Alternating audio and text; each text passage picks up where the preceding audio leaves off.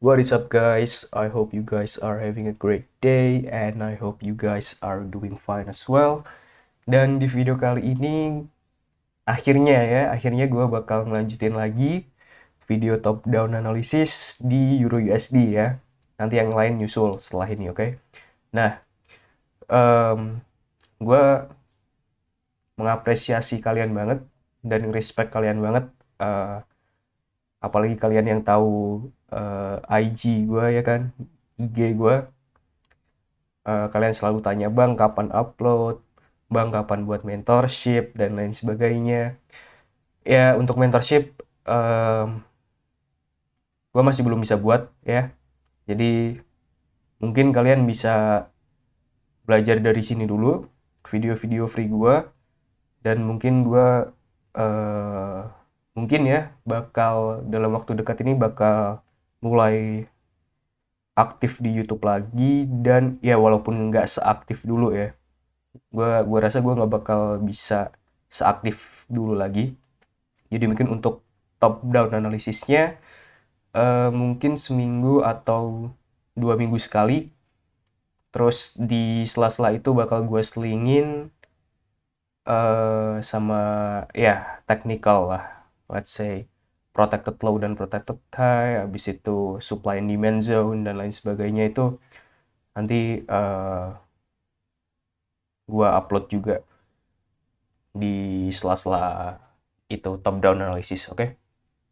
Nah, jadi ya gue nggak bisa seaktif dulu lagi gitulah.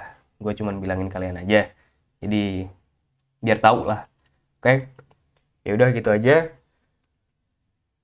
Langsung aja ke top down analisisnya.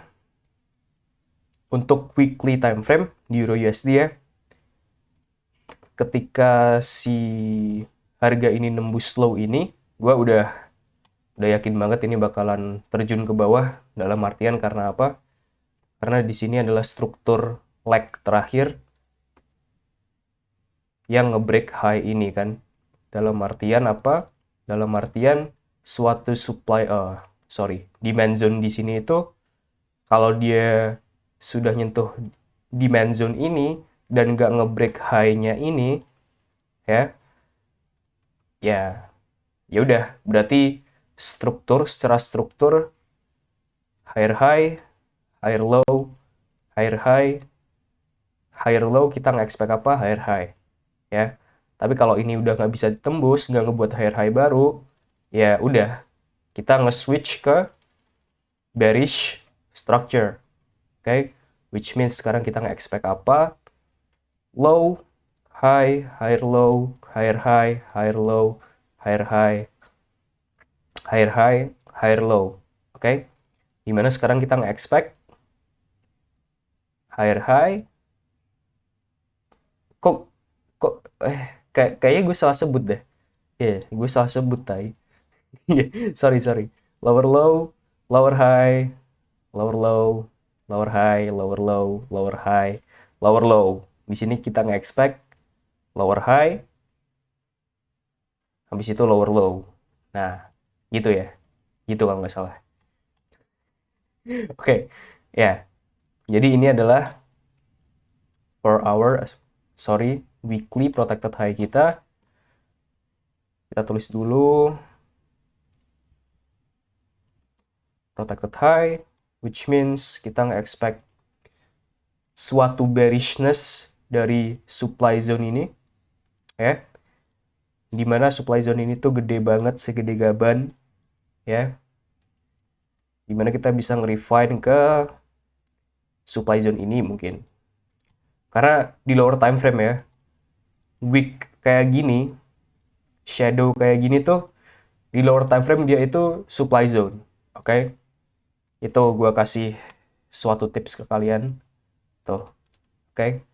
Kurang lebih supply zone ini kan. Nah, kita bisa tandain itu. Ini untuk weekly point of interest kita bisa pakai ini. Point of interest dari weekly time frame yang berdasarkan weekly structure, oke? Weekly bearish structure, oke? Nah, untuk weekly time frame gitu aja. karena liquidity dari structure yang di weekly time frame pun masih di bawah sini, which means ini belum tentu kita bakal berhenti di sini juga ya harganya.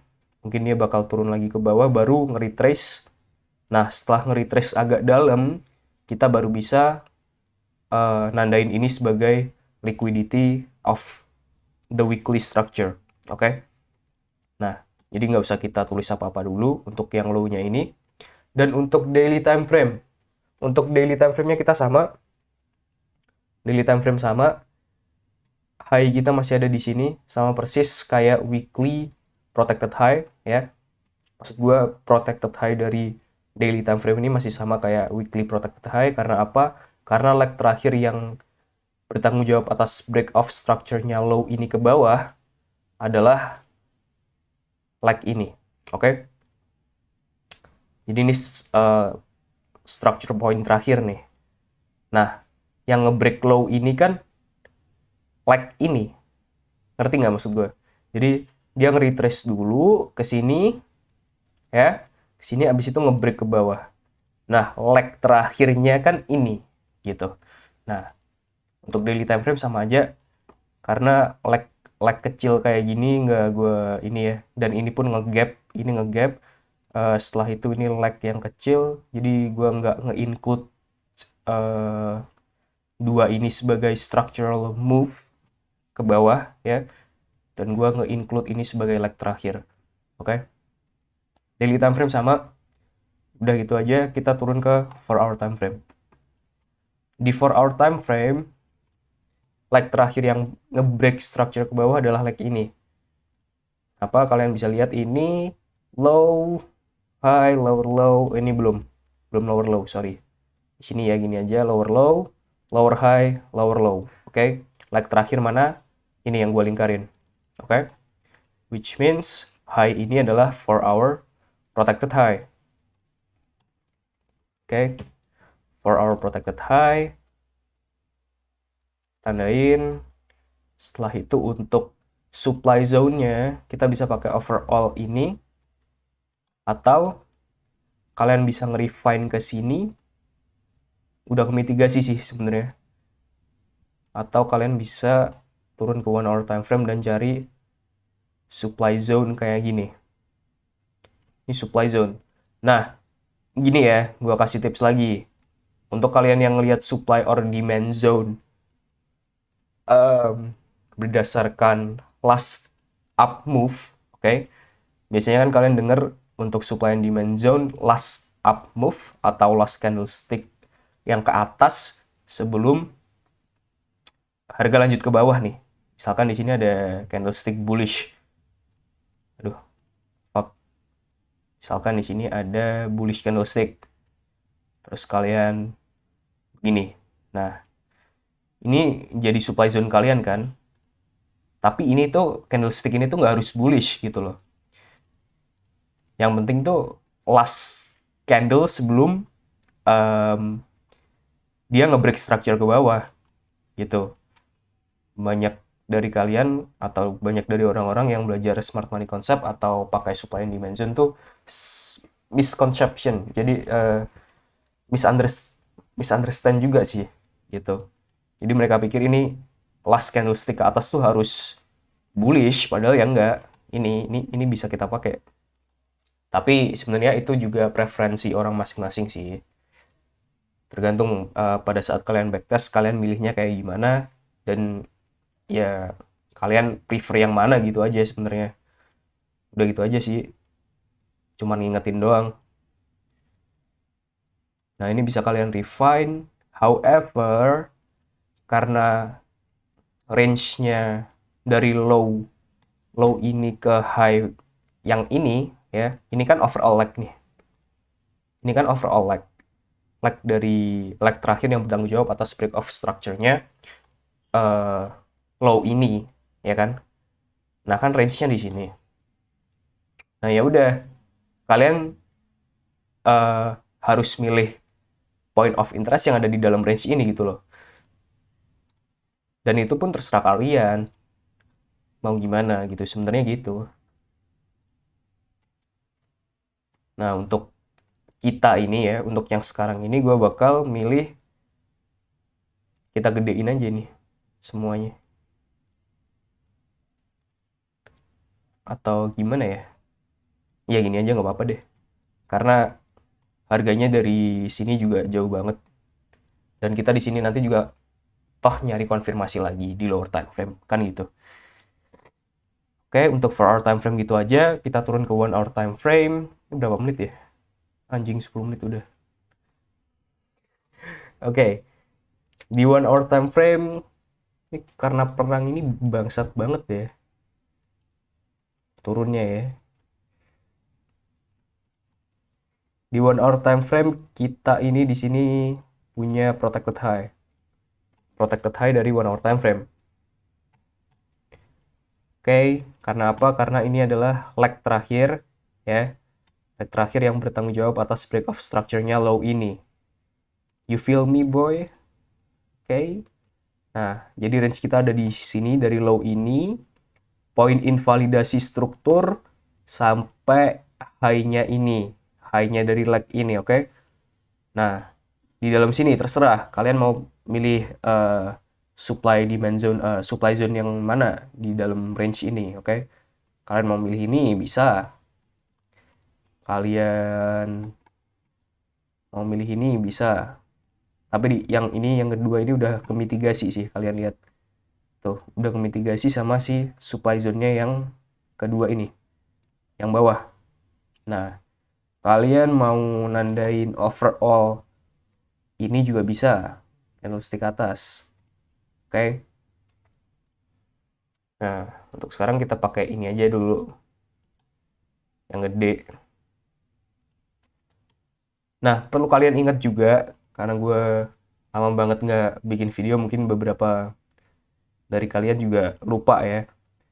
Kalau kalian bisa pakai supply zone ini, ya. Cuman ketika harga nanti, ketika kalian mencari konfirmasi di sini, ya, misalkan harga ke sini nih, kalian cari konfirmasi dong. Terus supply zone ini ketembus, supply zone ini tuh ketembus. Nah, kalian jangan berpikiran kalau si harga ini udah ready untuk nge-switch dan nembus si 1 hour protected high ini. Enggak, ya. Di seluruh area dari low-nya ini sampai atas sini tuh masih supply zone, bro. Jadi poin invalidasi kalian tuh ada di atasnya 1 hour protected high ini, bukan di supply zone-nya. Kalau ketembus ke atas kayak gini terus kalian invalid gitu, enggak.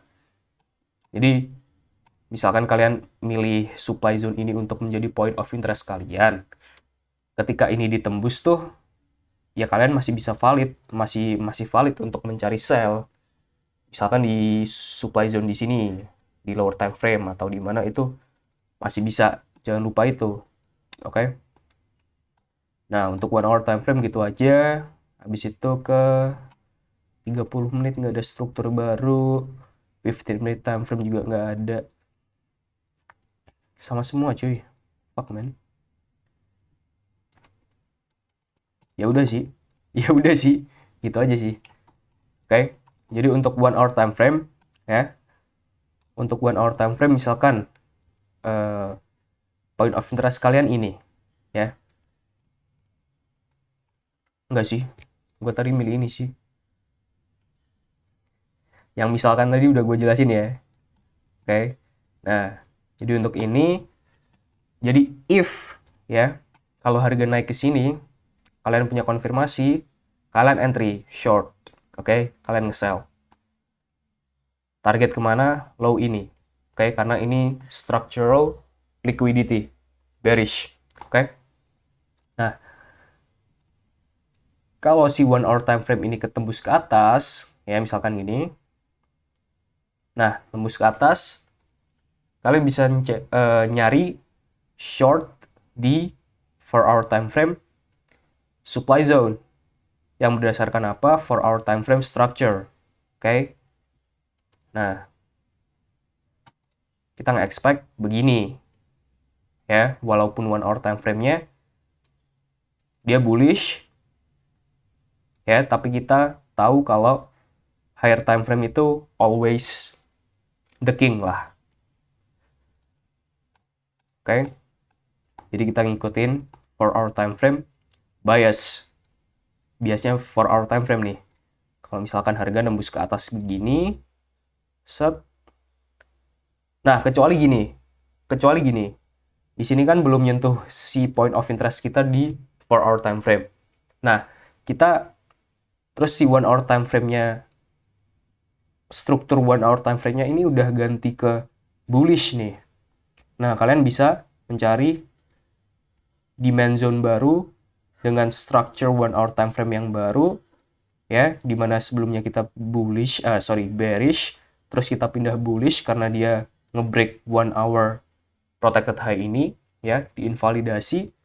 Nah, harga belum nyentuh point of interest kalian di 4-hour time frame, kita baru bisa nge-buy di sini. Untuk apa?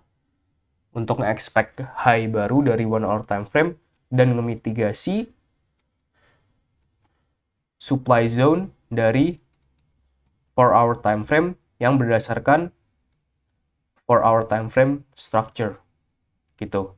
Untuk lalu kita mencari konfirmasi di sini untuk si 4-hour time frame structure untuk nge-short. Okay? So yeah, I think that's it untuk Euro USD, and I will see you guys in the next video.